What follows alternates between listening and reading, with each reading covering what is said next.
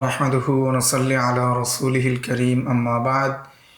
এই দর্সে আমরা আলোচনা করব বাবুল ওয়াও। ওয়াও দ্বারা যে সমস্ত কায়দা শুরু হয়েছে সেগুলো নিয়ে আমরা ধারাবাহিকভাবে আলোচনা করব। বাবুল ওয়াও, ওয়াও দ্বারা যে সমস্ত কায়দা শুরু হয়েছে। 383 নম্বর কায়দা, আল ওয়াজিবু আলাল কিফায়া ওয়াজিবুন আলাল কুল্লি ওয়া ইয়াসকুতু বিফি'লিল বা'দ। ওয়াজিব আলাল কিফায়া যেটা রয়েছে সেটা ওয়াজিব আলাল কুলের মতো, তবে কতক মানুষের আদায় করা দ্বারা সবার পক্ষ থেকে আদায় হওয়া সাব্যস্ত হয়ে যায়। ওয়াজিবুল আলাল কিফায়া যেটা রয়েছে সেটা সবার উপরই ওয়াজিব হয়, কেউ যদি পালন না করে তাহলে সবাই এর গুনাহগার হয়। তবে যদি কতক আদায় করে ফেলে তাহলে সবার পক্ষ থেকে সেটা আদায় হবে বা আদায় হয়ে যায় বলে সাব্যস্ত হয়ে যায়। উদাহরণ হিসেবে দেওয়া হয়েছে যেমন জানাজার নামাজ এবং সালামের জবাব দেওয়া। জানাজার নামাজ যদি কতক মুসলমান পড়ে ফেলে তাহলে সবার পক্ষ থেকে আদায় হয়ে যায়, কিন্তু যদি কোনো মৃত ব্যক্তিকে জানাজা ছাড়া দাফন দেওয়া হয়, জানাজার নামাজ না পড়া হয়, তাহলে এই ক্ষেত্রে সবাই গুনাহগার হবে। তেমনিভাবে যদি সালাম দেওয়া হয় একত্রিতভাবে অনেককেই, কেউ যদি সালামের জবাব না দেয় তাহলে সবাই গুনাহগার হবে। যদি একজন উত্তর দিয়ে দেয় তাহলে সবার পক্ষ থেকে আদায় হয়ে যাবে। 384 নম্বর কায়দা। তো 384 নম্বর কায়দা হলো আল ওয়াউ লি মুতলাকিল আতফি মিন গায়রি তা'রিদিল মুকারানা ওয়ালা তারতিবিন। যে ওয়াও যেটা রয়েছে এটা হলো হরফে আতফ, সেটা বাক্যকে লফজকে এক লফজকে আরেক লফজের সাথে মিলানো হয়, এক বাক্যকে আরেক বাক্যের সাথে মিলানো হয় একসাথেই হওয়া, অথবা ওয়ালা তারতিবিন, অথবা তারতিবের সাথে হওয়া ব্যতীতই, কোনো তারতিবও বোঝায় না, একসাথে হওয়া বোঝায় না, শুধু একত্রিত করে, শুধু সেটা সম্পৃক্ত করে, সংযোগ করে, হুকুমকে সংযোগ করে ওয়াও মুতলাক আতফের জন্য আসে। ওয়াকাদ তাকুনুল হালে, কখনো সেটা হালের অর্থে ব্যবহার হয়, হালের জন্য আসে। এই বিষয়ে আপনারা নুরুল আনোয়ারের মধ্যে বিস্তারিত কায়দা জেনেছেন, শরমিয়াতে আমিলের মধ্যেও জেনেছেন। ওয়াল ফাউ লিল ওয়াসলি ওয়াত তা'কিবি, আর ফা যেটা রয়েছে সেটা আতফের জন্য আসে, সেটা ওয়াসলের জন্য আসে। ওয়াত তা'কিবি, এবং বিলম্ব বোঝানোর জন্য আসে।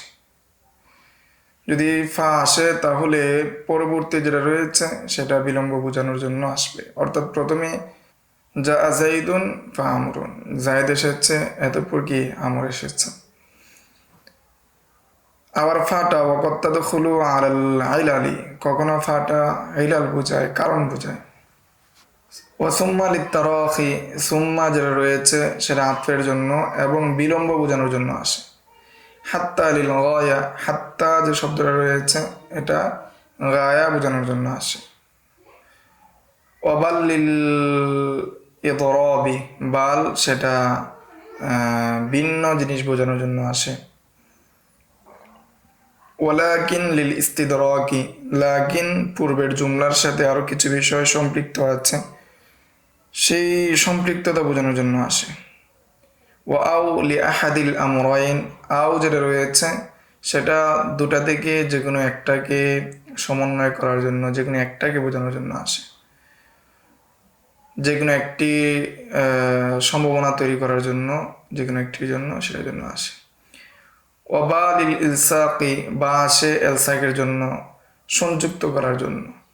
ও আলা লিল ইস্তিআলা, এবং আলাটা আসে কর্তৃত্ব বোঝানোর জন্য, প্রভাব বোঝানোর জন্য। ওয়াকাদ ইয়াকুনু লিশশারতি, কখনো আলাটা শর্তের জন্য আসে। ওয়ামিন লিত্তাবিঈদি, আর মিন যেটা রয়েছে সেটা তাবিঈদ বোঝানোর জন্য আসে, অর্থাৎ আংশিক বোঝানোর জন্য আসে। ওয়া ইলা, ইলা যেটা রয়েছে সেটা লি ইনতিহা ইল গায়া, সেটা গায়া বোঝানোর জন্য আসে, চূড়ান্ত সীমা বোঝানোর জন্য আসে। ওয়াফি লিল জরফিয়া, ফিটা জরফের জন্য আসে, স্থান বোঝানোর জন্য আসে। লাউলা, লাউলা ওয়ালাউলা ওয়ালাউলা যেটা রয়েছে সেটা লি ইন্তিফা ইসানি লি উজুদিল আউয়াল, যে প্রথমটির উপস্থিতিতে দ্বিতীয়টির নফি হওয়াকে বোঝায়। ও কাইফা লিল হাল, কাইফা যেটা রয়েছে সেটা অবস্থা বোঝানোর জন্য আসে। এই কায়দা নেওয়া হয়েছে নুরুল আনোয়ার থেকে। আপনারা নুরুল আনোয়ার কিতাবুল্লাহর মধ্যে এই সম্পর্কে বিস্তারিত জেনে এসেছেন। তাছাড়াও আপনারা শরুমিয়াত আমিল নাবিবিনের মধ্যেও এ বিষয়ে জেনেছেন। এই জন্য এই আলোচনাকে দীর্ঘায়িত করা হচ্ছে না। 385 নম্বর কায়দা, উজুবুল হাক্কি লা ইয়াফুতু বিত্তাখিরি, কোনো হক যদি ওয়াজিব হয়ে যায় সেটা বিলম্ব হওয়ার মাধ্যমে সেটা রহিত হয় না, ছুটে যায় না।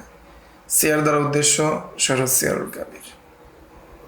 কোনো ব্যবসায়ী যদি কয়েক বছর ওষুধ না দেয়, আশার কাছে গোপন করে, পরবর্তীতে যদি সে সেই বিষয়ে ধরা গায় যে সে কি ওষুধ দেয় নাই, সেই ক্ষেত্রে আসে তার কাছ থেকে বিগত বছরগুলোর ওষুধ আদায় করতে পারবে। এটা এখানে বলা হয়েছে উজুবুল হক, যেটা ওষুধ যার উপর ওয়াজিব সে যদি গোপন করে কয়েক বছর চলে যায়, বিলম্ব হওয়ার মাধ্যমে সেটা সাকাত হবে না। 386 নম্বর কায়দা, উজুবুশ শাই ইয়াতাযাম্মানু হুরমাতু যিদ্দিহি, যে কোনো জিনিস যদি ওয়াজিব হয় তখন এর বিপরীতটা হারাম হয়। মিম দ্বারা উদ্দেশ্য মুসাল্লামুস সুবুত কিতাব থেকে এই কায়দা বা মূলনীতি গ্রহণ করা হয়েছে। আচ্ছা, এখন কোনো জিনিস যদি ওয়াজিব হয় এর বিপরীতটা কি হয়? হারাম হয়।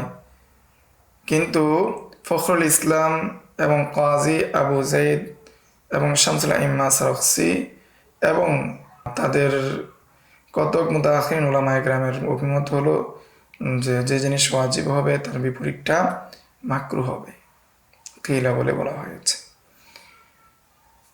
387 নম্বর কায়দা হচ্ছে উজুবুজ জিমান বিইতিবারিল ইসমাতি ওয়াত তাকাউমি ফিল মাহাল্লি, যে যেমান ওয়াজিব হয় সেটা ক্ষতিপূরণ ওয়াজিব হওয়ার উপর নির্ভর করে, এবং ক্ষতিপূরণ ওয়াজিব হয় বা ক্ষতিপূরণ নির্ভর করে বিইতিবারিল ইসমাতি, সেটা হলো শরঈ যে সুরক্ষা রয়েছে, শরীভাবে রক্ষা করার যে বিবেচনা রয়েছে। ওয়াত তাকাউমি ফিল মাহাল্লি, এবং সেটা মূল্যমানগত যে অবস্থান রয়েছে সেটার উপর নির্ভর করে সেটার যেমন আবশ্যক হয়। আম্মা উজুব রদ্দিল আইনি ফালা ইয়াস্তাদিজ ইসমাতু ওয়াত তাকাউমু ফিল মাহাল্লি, আর আইনকে ফিরিয়ে দেওয়ার বিষয়ে যখন আইন কি আবশ্যক হবে তখন সেটা ফিরিয়ে দেওয়ার বিষয়ে তখন এই জায়গার মধ্যে শরীর সুরক্ষা এবং মহলের বিবেচনা হবে না, মহলের মূল্যমানগত যে যোগ্যতা সেটা বিবেচনা করা হবে না। তো আমরা প্রথমে এটার উদাহরণ জেনে নিই, তারপরে আমরা আবার কায়দার নিয়ে আলোচনা করব যাতে করে সহজে বোঝা যায়। এখানে একটা উদাহরণ দেওয়া হয়েছে, যদি কাফেররা যদি মুসলমানের মাল গ্রহণ করে, এরপর যদি তারা দারুল হরবে সেটাকে নিজেদের কাছে গচ্ছিত করার পূর্বেই, কবজা করার পূর্বেই ইসলাম ধর্ম গ্রহণ করে, তাহলে ওই যে সমস্ত কাফেররা মুসলমান হয়েছে এবং মুসলমানদের মাল গ্রহণ করেছিল সেই সমস্ত মাল মুসলমানদেরকে ফিরিয়ে দিতে হবে। কেন ফিরিয়ে দিতে হবে?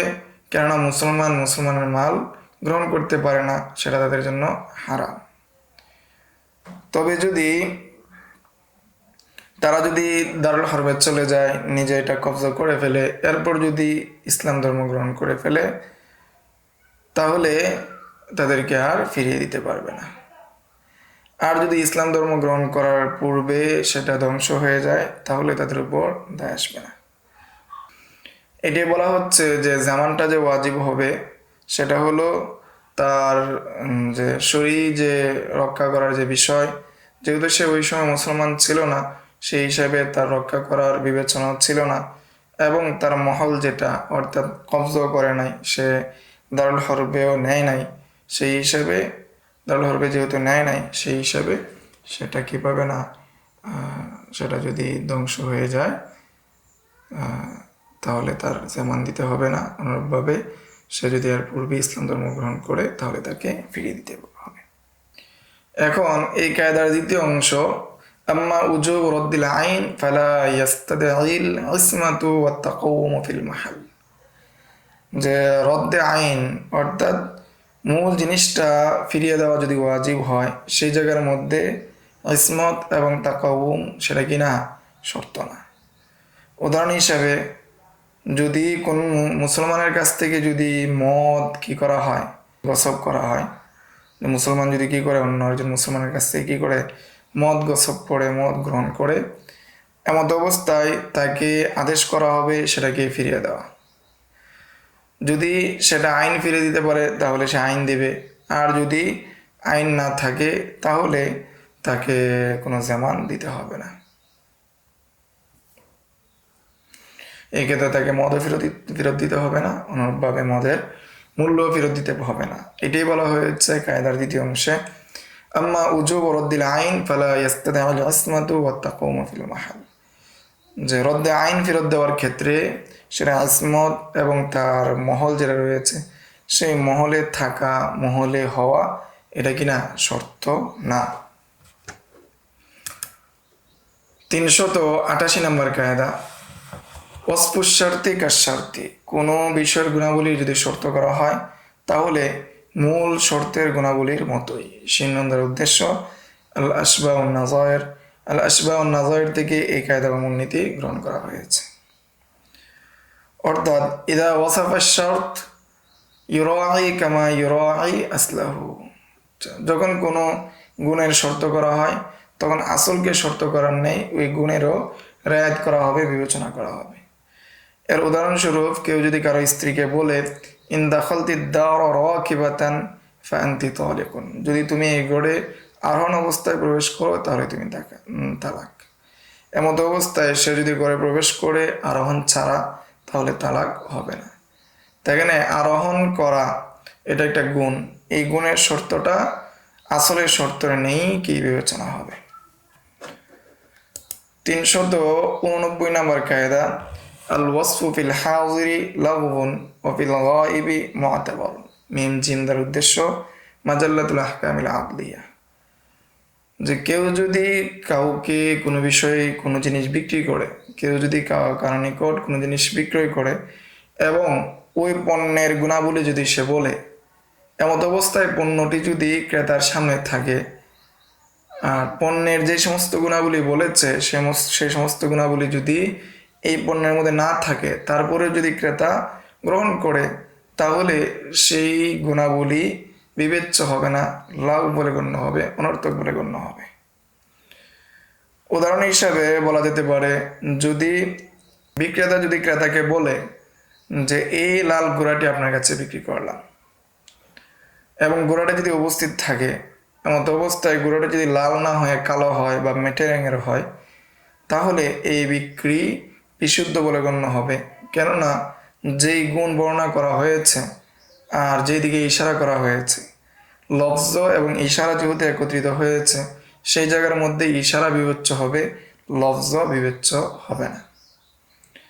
আর যদি ঘোড়া অনুপস্থিত থাকে, এমত অবস্থায় বলে যে আপনার কাছে আমি লাল ঘোড়াটি বিক্রি করলাম, আর মালিকের কাছে যদি লাল ঘোড়া না থাকে, লাল ঘোড়া যদি না হয় তাহলে সেই বিক্রয় বিশুদ্ধ হবে না এবং সেটা সেই গুণটা অর্থাৎ লাল কালো হওয়ার যে গুণটা সেটা বিবেচ্য হবে এবং এটার পক্ষ থেকে ব্যবসা বাতিল বলে গণ্য হবে। এটাই 389 নম্বর কায়দা, আল ওয়াসফু ফিল হাজিরি লাগবুন ও ফিল গায়বি মুআতাবার। উপস্থিতির ক্ষেত্রে যে গুণাবলী বর্ণনা করা হয় সেটা অনর্থক, অনুপস্থিতির ক্ষেত্রে গুণাবলী বর্ণনা করা হলে সেটা বিবেচ্য, গ্রহণযোগ্য। 390 নম্বর কায়দা, আল ওয়াসিয়াতু উখতুল মিরাস। ওসিয়ত যেটা সেটা মিরাসের বোন বা মিরাসের মতো। সিনিয়র সিয়ার, সিয়ার দ্বারা উদ্দেশ্য শরুত সিয়ারুল কাবির, শরুত সিয়ারুল কাবির থেকে এই মূলনীতি বা কায়দা গ্রহণ করা হয়েছে। উদাহরণ হিসেবে বলা হচ্ছে যে ওয়ারাসত যেভাবে, ইরস যেভাবে, মিরাজ যেভাবে সমস্ত মালের ক্ষেত্রে প্রযোজ্য হয়, ঠিক তেমনিভাবে ওসিয়ত সমস্ত মালের ক্ষেত্রে কি হবে? প্রযোজ্য হবে। অর্থাৎ সমস্ত মালের 1/3 মধ্যে কি হবে? প্রযোজ্য হবে। তো এটি হলো 390 নম্বর কায়দা।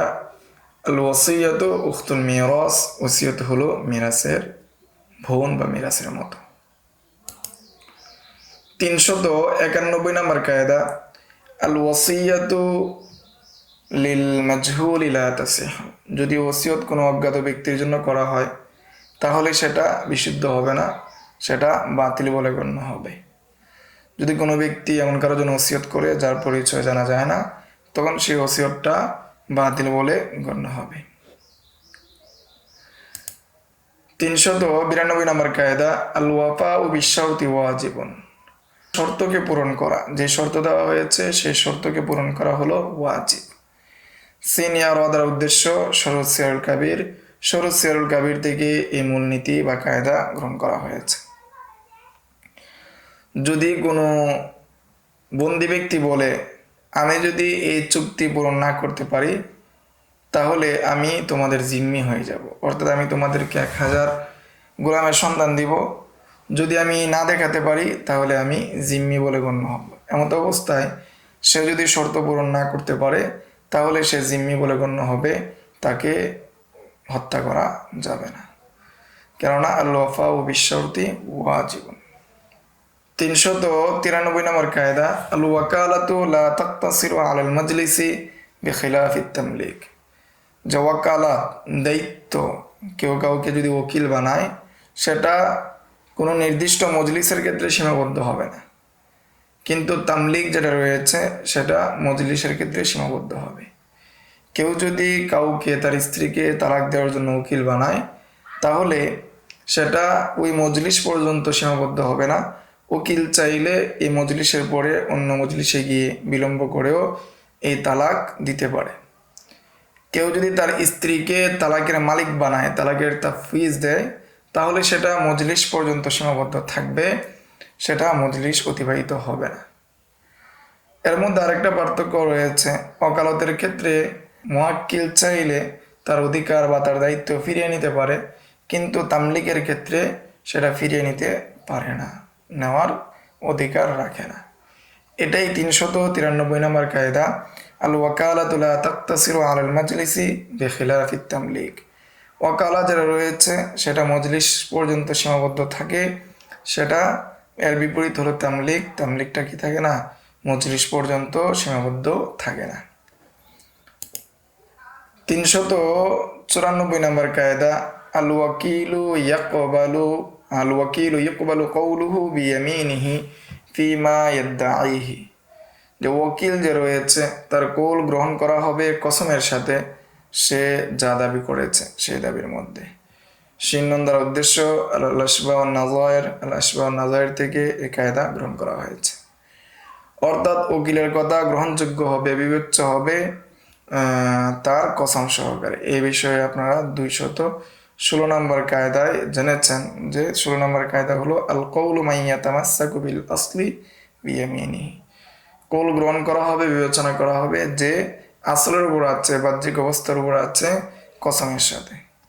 যেহেতু উকিল সে কি করতেছে, বাহ্যিক অবস্থার উপর থাকে, সে জিম্মার বারাতের উপর থাকে, সেই জন্য তার কৌল গ্রহণ করা হবে ইয়ামিনের সাথে। এটাই 394 নম্বর কায়দা, আল ওয়াকিলু ইকবালু কওলুহু বিয়ামিনিহি ফিমা ইয়াদদাইহি।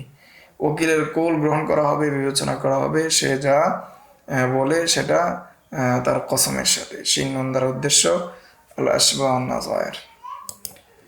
395 নম্বর কায়দা, আল ওয়ালায়াতুল খাসাতু আকওয়া মিনাল ওয়ালায়াতিল আম্মা। ওয়ালায়াতে আম্মা থেকে ওয়ালায়াতে খাসা শক্তিশালী। শিন্নন দ্বারা উদ্দেশ্য আল আশবাহ নাজায়ের। কাজীর ওয়ালায়াতে আম্মা থাকে, সেই জন্য কাজী কোনো এতিমাকে বলি ব্যতীত অথবা নিজের সাথে বিবাহ দিতে পারে না। অপরদিকে এতিমার যদি বাবা না থাকে, দাদা থাকে, দাদাকে ওয়ালায়াতে খাসা, সেই হিসাবে দাদা চাইলে তার নাতনিকে অন্য আরেক নাতির সাথে বিবাহ দিতে পারে। এটাই বলা হয়েছে 395 নম্বর কায়দায়, আল ওয়ালায়াতুল খাসাতু আকওয়া মিনাল ওয়ালায়াতিল আম্মা, ওয়ালায়াতে খাসা যেটা রয়েছে সেটা ওয়ালায়াতে আম্মা থেকে শক্তিশালী। 396 নম্বর কায়দা, আল ওয়ালাদু ইয়াত্তাবিউ খায়রাল আবওয়াইন দীনান ওয়া ইয়াত্তাবিউল উম্মা ফিল হুররিয়াতি।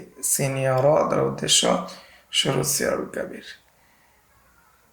অর্থাৎ সন্তান তার মাতা পিতা থেকে যেই মা অথবা বাবা উত্তম দিনের অধিকারী, ইসলামের অধিকারী, সেই মায়ের অনুসরণ করবে অথবা সেই বাবার অনুসরণ করবে।